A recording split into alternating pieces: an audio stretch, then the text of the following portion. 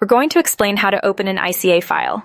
ICA files are used to connect to remote desktops, typically through a program like Citrix Receiver or Citrix Workspace.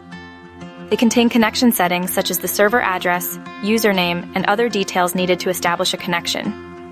There are several ways to open one, depending on what software you have installed on your computer. Using Citrix Workspace. If you have Citrix Workspace installed, which is a common application for accessing virtual desktops and applications, this is usually the easiest method. Double-clicking the ICA file will automatically launch Citrix Workspace and begin the connection process.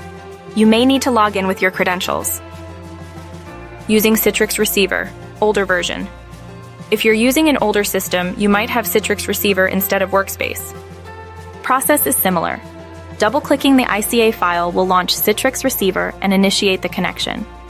Again, you'll likely be prompted for your login information. 3. Manually configuring the connection. In some situations, the ICA file might not automatically open the appropriate software.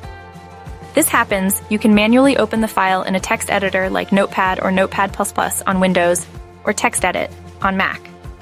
This will show you the connection details within the file, although you will need to know how to configure this information.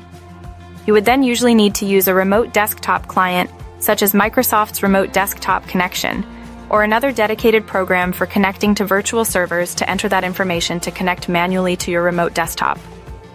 4. Troubleshooting. If none of the above methods work, make sure Citrix Workspace or Citrix Receiver are installed correctly and up to date. Try restarting your computer. It's also possible that the ICA file is corrupted, in which case you would need to obtain a new copy from your system administrator or IT department. If the file is from an untrusted source, exercise caution as opening it could potentially expose your system to security risks.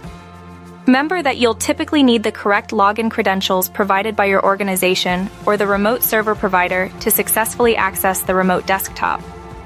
Following these steps should help you open your ICA file and connect to your remote desktop environment.